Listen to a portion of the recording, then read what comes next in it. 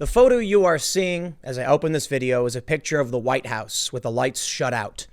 Now, I've been told, and many people have said, the reason they do this is so they can see better as the protests surround the White House and fire is set to historic landmarks. St. John's Church, a famous historical landmark, was set ablaze last night. Fortunately, the fire was put out this morning. The DC mayor surveyed the damage. But you didn't click this video because of what's going on at the White House. While I think it's important to talk about what's happening to our country as a whole, you need to pay attention to what's happening at the individual level to understand what's happening now and what's going to happen, which is why I bring you to the next tweet.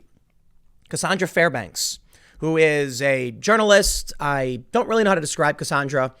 She writes for the Gateway Pundit, so I guess you can call her conservative.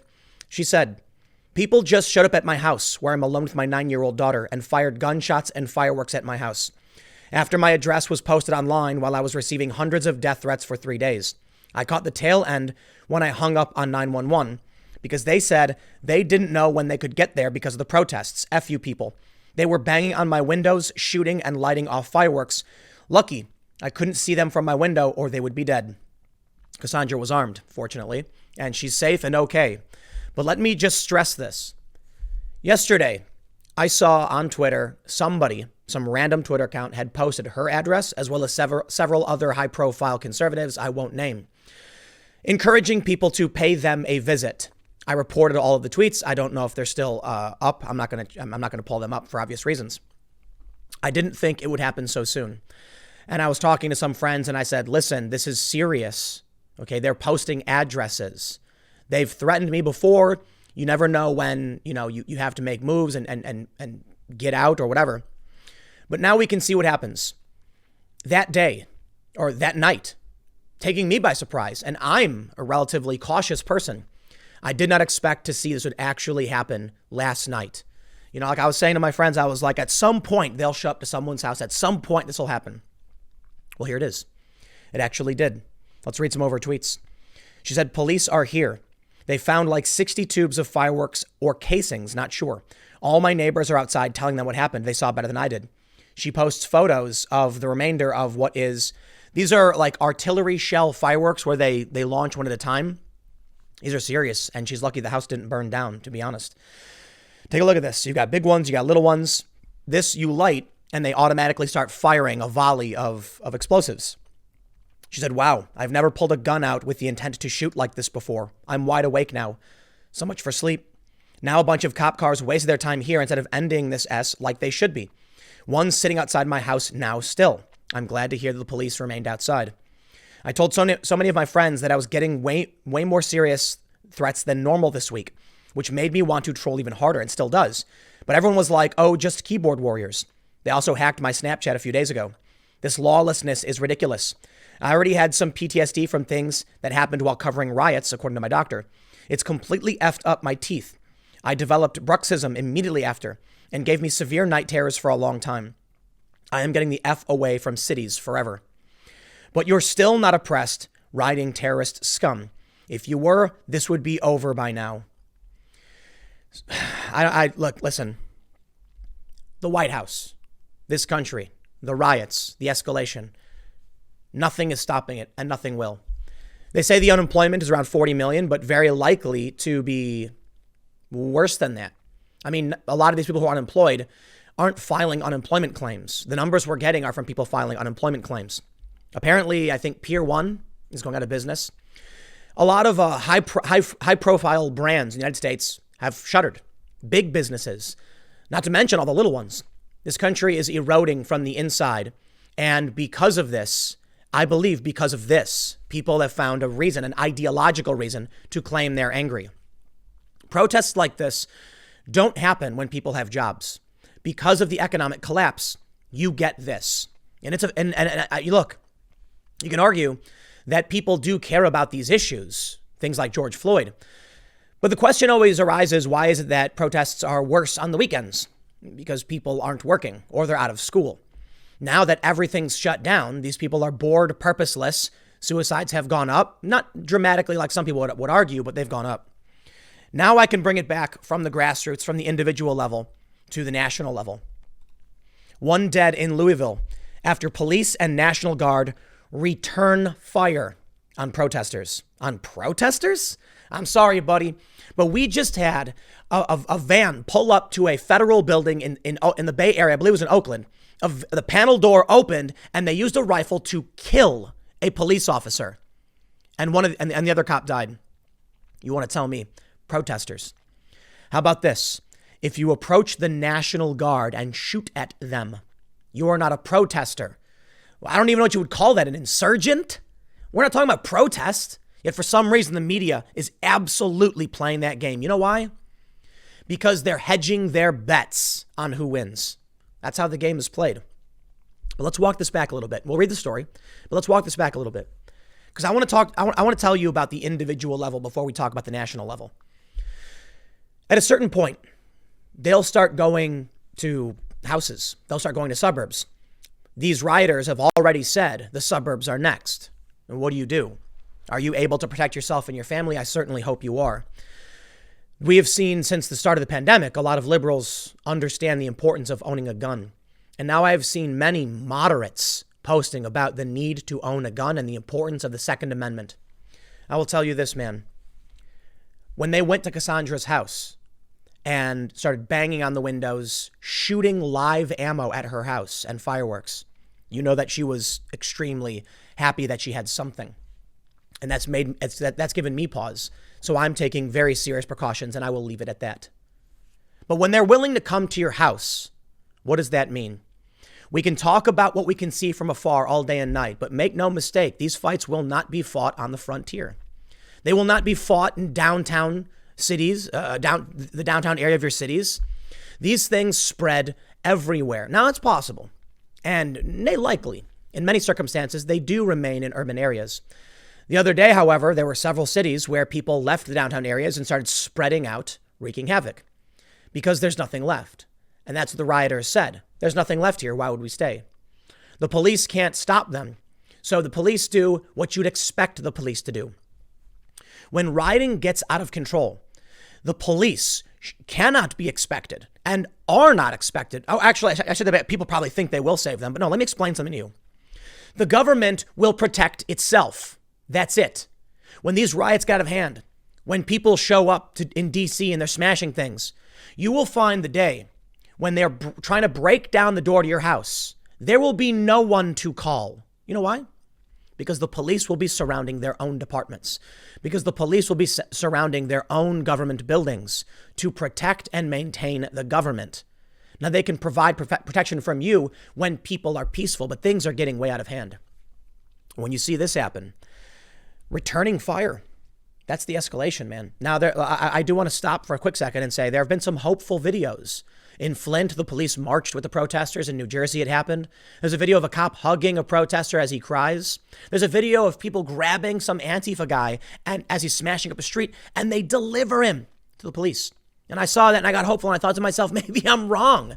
Maybe things are getting better. Maybe we just focus too much on the worst case scenarios. Then St. John's Church got set on fire. And that to me was shocking. But you know what else is shocking is this. Sarah Parsak, however you pronounce her name, made a long Twitter thread with 11,000 tweets, 11,000, describing how to knock down the Washington Monument. This is where we are as a country. This is a mindless virtue signal. But the virtue signals getting out of hand lead to something truly disastrous. She thinks it's funny. I don't think, I will tell you this. This woman has no idea what comes next. Perhaps if she knew what it was like to have someone show up to your house, she might think twice about encouraging this stuff. You see the video I posted yesterday? Chris Palmer of the NBA saying, ha, hoo, rioting, good fun, until they showed up at his house. And then he said, stop, please, no. Don't come to my house. Protest in the poor areas. Hey, I kid you not. So they came to Santa Monica. Elderly people were beaten. There's a video out of Rochester showing an elderly couple trying to defend their building, their small business, fire equipment. It's Rochester. And they mercilessly beat this old woman. So this is when it affects the individual. Donald Trump tweeted November 3rd. What do you think that means? Joe Biden his staff has been paying the bail for these people. That is not an exaggeration. They have posted their intent to pay the bail. They've straight up said, they have donated to an organization that pays the bail for these people. How would you feel if your business was destroyed because of the lockdown? The Democratic politicians saying you have to lock it down for the safety of everybody. The food spoiled. Your restaurant is gone. How would you feel if you owned a hard goods shop, a skateboard shop, for instance, and you thought, well, it's not as bad as the food places because the food places got to restock 20 grand worth of food when they reopen. We have hard goods. They last forever, right? Then the rioters came and smashed your windows. Several skate shops were looted, totally destroyed. Yeah, it's funny. There were some skateboarders who were posting like solidarity and stuff.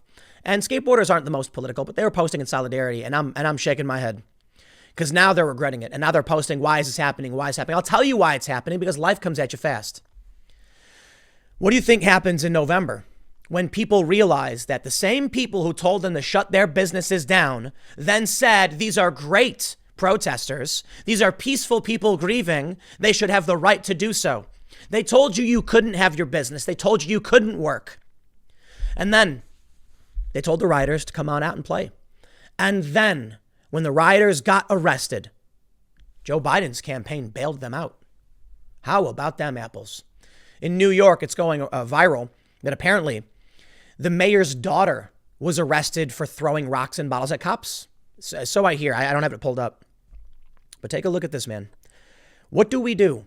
What does it mean when a verified professor at, where is she at? She's at UAB. I don't know where that is. Tells people how to knock down the Washington Monument. She says, as an Egyptologist, here's how you knock down an obelisk masquerading as a racist monument. I don't know. And then she says, well, no, don't actually do it. She even drew a picture of how to do it. She drew a picture of how you topple a racist monument. At a certain point, this is terrorism, right? What do? I can tell you a few things, man. Let's read this story. I'll say just real quickly, and then we'll follow up on this. Martial law, police and military.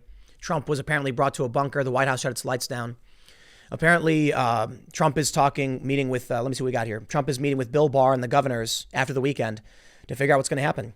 The voices of peaceful, legitimate protests have been hijacked by violent radical elements, Bill Barr said. He's right. That's why in D.C., they grabbed the Antifa guy and delivered him to the cops. And the cops arrested him because nobody wants the complete and total destruction except for these extremists. But they will take advantage of this. So martial law, maybe, or the collapse. Let me remind you, when the people shut up Cassandra's house, they couldn't respond because of the protests. The police had to defend themselves. So she was left on her own. What do you do? They eventually showed up. I'm glad to hear it. And then because of that, they couldn't deal with the protests. There's only so much they can do. We are at the point where they are showing up to people's houses. Now is the time for you to start considering what you will do when this escalates. You should always think about what comes next and your position. You should have a bug out bag, not because the world is ending, not because of conflict or crisis, not because of civil war, because sometimes it floods, because sometimes fire happens. If a fire started in your house right now, what would you do? Do you even have a plan? Have you talked to your family about where to meet them? I don't know if these things will get worse. I don't know what's going to happen, but I tell you this, man. Global pandemic and international lockdowns, escalations in the South China Sea, escalations in the Persian Gulf, the U.S. sending destroyers to the South China Sea, maybe all normal and fine. Venezuela ramming a cruise ship, trying to commandeer it, sinking their own vessel, mind you. The COVID lockdown in this country, 40 million unemployed, hundreds of thousands of businesses completely shuttered, and mass riots across the entire country. So, what are you planning for? You planning it'll all blow over? You feel free to do whatever you want, man. But what would you rather be? Would you rather be safe, secure, somewhere comfortable, maybe sitting by a lake with a fishing rod? Or would you rather be shaking in your boots in your cubicle apartment with a single can of beans, not knowing what comes next? The people in the cities, man, the cities are where you... Listen, I got a text message from my friend this morning, and he called me a prophet. I thought it was funny.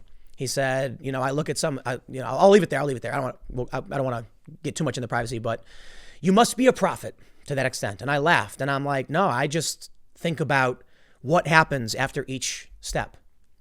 I said this was going to happen and I said it's going to get worse. And I absolutely could be wrong. I could be a pessimist. Maybe that's the case. Hopefully that's the case. But I wasn't wrong up until now, which kind of scares me, right? So where do we go in a year? Nowhere good. Take a look at this story. NBC News reports from 6:40 a.m. A man was shot dead in the Louisville protest after police officers and the Kennedy National Guard returned fire while clearing a large crowd protest early Monday. Louisville Metro Police Chief Steve Conrad said in a statement that at around 12:15 a.m., his officers and the National Guard were sent to a parking lot to break up a crowd. Officers and soldiers began to clear the lot and at some point were shot at. Both LMPD and the National Guard members returned fire. We have one man dead at the scene. Conrad did not specify who fired the fatal shot, and authorities have not released information about the victim. Louisville police say they are interviewing several persons of interest and collecting video. The city was under a dusk to dawn curfew on Sunday night into Monday beginning at 9 p.m. Louisville has seen a weekend of protests as the city mourns Breonna Taylor, 26, a black woman, killed in her home in March by Louisville police who were executing a no-knock warrant targeting her former boyfriend. More than 40 people were arrested Sunday night, the city's fourth consecutive night of demonstrations, according to NBC Louisville affiliate Wave. Last Thursday, 7 people were shot in the city during protests that turned violent. Officers were not aware in the Thursday shootings, Police Sergeant Lamont Washington said at the time. Caitlin Rust, a reporter for Wave, was on air Friday when she yelled and said she was getting shot at by non-lethal rubber bullets or pepper bullets. Yeah, the police aren't going to just sit around. They're not going to care who you are. When the gunshots come out, the gunshots go back. And these people don't get the game they're playing. You know how many videos I've seen of trucks running people over? Did you see that video of the trucker? I believe it was in California. I'm not sure where the trucker is driving on the highway. The crowd moves. The truck stops, didn't hit anybody, but they dragged the trucker out anyway and beat the crap out of him. And they're posting online that he rammed a crowd of protesters. It just didn't happen. These people have gone nuts. They don't know what's going on. They haven't been paying attention. They're not watching the news. They're not prepared. All they're doing is seeing random tweets. They're hearing conspiracy theories, and it's working. So what happens? Here's what I've predicted in the past. Civil war. That's a blanket statement. What does that really mean? I don't know. Conflicts from factions. We saw a video the other day of a gate. It was a residential community, and several people parked their cars at the front of the community and stood there with guns. One man visibly displaying a rifle, protecting their neighborhood. Yeah, that's what probably comes next, right? I'm sure many of you live in areas where you've gone and had conversations with your neighbors. If you haven't, maybe you should. I don't know. And you talk about what you do if they come to you. I want to make another point about Cassandra. She doesn't live downtown. She doesn't. It's the suburbs, man. I'm not going to be too specific because of the sensitivity of it, but they're not in downtown anymore. They've spread out. My fear is that what could potentially happen? The people are going to beg Donald Trump for martial law, something we do not want. We never wanted. And he'll get it. They've called him a fascist and all these things, but they don't realize, as I've warned, the more Antifa comes out, and I say that in a broad sense, not the literal Antifa branded cells, engaging in this kind of violence and rioting, the radical far left extremists, the more they actually empower the state. And many experts and national security experts have pointed this out as well. They empower the state because regular people running their fire equipment shop in Rochester, a man seeing his elderly wife brutally beaten by protesters. I'm doing air quotes, by the way. They beg, save us, give us the police, give us something to protect us to stop this. And they're doing it. And that's what comes next. And then what? Emergency powers, how long do those last? I admit the alternative is worse. Full-on civil conflict of some sort. Now, it's not going to start with overt factions. It's going to be roving bands of chaos. But we just saw the National Guard and a cop kill somebody. Fatally shot. Shot him back. People are now going to take this and say they're killing protesters. Donald Trump said when the looting starts, the shooting starts. And it was a warning. Twitter blocked it. Partially. Facebook said no, it was a warning. People should know the National Guard may shoot you. And then all these leftists said Trump is threatening to shoot protesters. Trump said looting. He said when the looting starts. He said when the looting starts, the shooting starts. Mixing those words together, it's probably funny enough. But I'm glad some of you probably laughed at that because this is dangerously serious. Absolutely the craziest I've ever seen. So what have you done? Are you preparing? I'm going to wrap this up. Cassandra Fairbanks, in the middle of the night, they showed up to her house. They fired live ammunition at it. They fired fireworks out of these artillery shell things. You can wash it away. You can say it's not a big deal. You can say, well, she's fine. You can say whatever you want. You can say, oh, but not me. Say it.